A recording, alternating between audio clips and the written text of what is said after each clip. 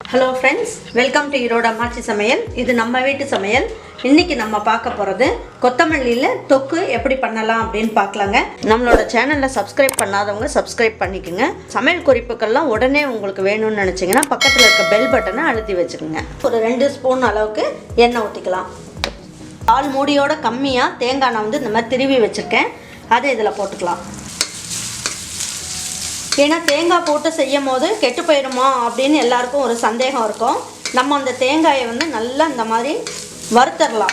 அப்படி உங்களுக்கு இந்த எண்ணெய் போட்டு வறுக்கிறது உங்களுக்கு பிடிக்கல அப்படின்னு இருந்ததுன்னா நீங்கள் வெறும் சட்டியில் கூட வச்சுட்டு நீங்கள் வறுத்துக்கலாம்.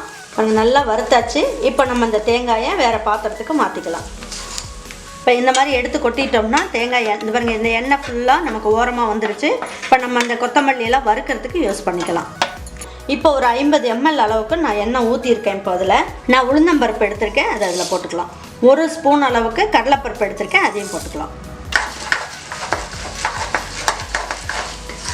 பாருங்க, உளுந்தம்பருப்பும் கடலைப்பருப்பும் நல்லா செவக்க வறுத்துக்குங்க. நான் ஒரு 1.5 ஸ்பூன் அளவுக்கு முழு மல்லி எடுத்து வச்சுருக்கேன், அதை போட்டுக்கலாம். ஒரு 1/4 ஸ்பூன் அளவுக்கு மிளகு எடுத்துக்கலாம். ஒரு 1/2 ஸ்பூன் அளவுக்கு ஜீரகம் எடுத்துக்குவோம். ஒரு 1/2 ஸ்பூன் அளவுக்கு பெருங்காயம் போட்டுக்கலாம். ஒரு 3 இனுக்கு அளவுக்கு கருவேப்பிலை எடுத்து வச்சுருக்கேன், அதை போட்டுக்கலாம். பாருங்கள், ஒரு 10 பல்லு பூண்டு எடுத்து வச்சுருக்கேன், அதையும் போட்டுக்கலாம். இஞ்சி இந்த சைஸ்க்கு போட்டுக்கலாம். இஞ்சியை கொஞ்சம் கட் பண்ணி போட்டுக்கலாம்.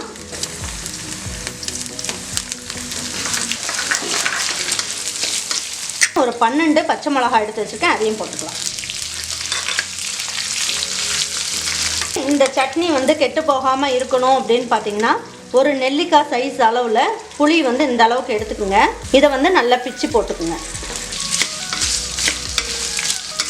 இது எல்லாமே நல்லா பச்சை வாசம் போக நல்லா வறுத்துக்கணும். எல்லாம் வறுத்ததுக்கப்புறம் நம்ம என்ன பண்ணணும், நம்ம அலசி வச்சுருக்க கொத்தமல்லி இருக்குது இல்லைங்களா, இது நல்லா அலசிட்டு தண்ணியெல்லாம் வடிகட்டி எடுத்து வச்சுருக்கேன். இப்போ இதை இதில் போட்டுடலாம்.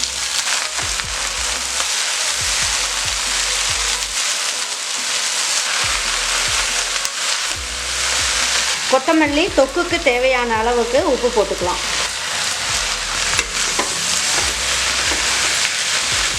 இப்போ பாருங்கள், நான் அந்த தேங்காயை வறுத்து வச்சுருக்கோம் இல்லைங்களா, இந்த தேங்காயை இதிலேயே போட்டு வறுத்திங்கன்னா நல்லா செவக்க வறுபடாது. இதில் தண்ணி சத்து அப்படியே இருக்கும், இப்போ கெட்டு போயிடும். இந்த மாதிரி வறுத்து வச்சுக்கிட்டு நம்ம இதில் சேர்த்துக்கிட்டோம்னா இந்த தொக்கு உங்களுக்கு கெட்டு போகாமல் ரொம்ப நல்லாயிருக்கும். ஸ்டவ் ஆஃப் பண்ணிடலாம். ஆஃப் பண்ணிவிட்டு ஆறுனதுக்கப்புறம் மிக்சியில் போட்டு நல்லா நைஸாக அரைச்சிடலாம். அரைச்சிட்டு தண்ணி ஊற்றி அரைக்க வேண்டாம். இதில் இருக்க அந்த எசன்ஸ் இருக்குது இல்லைங்களா, இதுலேயே உங்களுக்கு இந்த நல்லா நைஸாக நீங்கள் அரைச்சி எடுத்துக்கலாம். இப்போ நான் நல்லா நைஸாக அரைச்சிட்டேன், இதை உங்கள்கிட்ட காட்டுறேன். பாருங்கள், இந்த அளவுக்கு நீங்கள் நல்லா நைஸாக அரைச்சிட்டிங்கன்னா போதும். இப்போ நம்ம 6 மாதம் அளவுக்கு இது கெட்டு போகாமல் இருக்கிறதுக்கு இது எப்படி ரெடி பண்ணுவோன்றதை நான் காட்டுறேன் வாங்க. இப்போ ஒரு 50 ml அளவுக்கு நல்லெண்ணெய் ஊற்றிக்கலாம். இது 1.5 ஸ்பூன் அளவுக்கு நான் கடுகு எடுத்திருக்கேன். இப்போ அந்த கடுகை போட்டுக்கலாம். 1/4 ஸ்பூனோட கம்மியாக நான் ஜீரகம் எடுத்திருக்கேன். 2 காஞ்ச மிளகாயை நான் இந்த மாதிரி 2ஆக கட் பண்ணி போட்டிருக்கேன். இதை போட்டு தாளிச்சுக்கலாம். இந்த சட்னியை இதில் போட்டுடலாம்.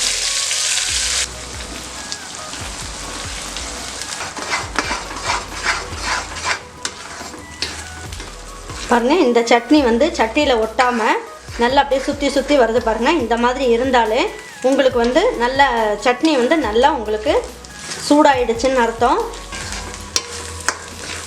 பாருங்கள், இப்போ நம்ம என்ன பண்ணலாம், இதை ஒரு பாத்திரத்துக்கு மாற்றிக்கலாம். இதை ஆறுனதுக்கப்புறம் கண்ணாடி பாத்திரத்தில் போட்டு நீங்கள் டப்பா போட்டு மூடி வச்சுக்கலாம். இல்லைன்னா பீங்கான் பாத்திரத்துலையும் எடுத்து வச்சுக்கலாம்.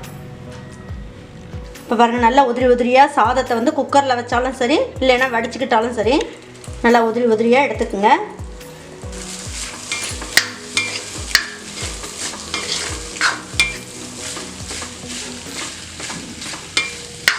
இப்போ நல்லா கிளறியாச்சு. இதுலேயே ஒரு இனுக்கு கருவேப்பிலையும் கொஞ்சமாக கொத்தமல்லி இலையும் நம்ம தூவி விட்டுட்டு நல்லா கிளறிட்டு நம்ம எடுத்து வச்சுக்கலாம்.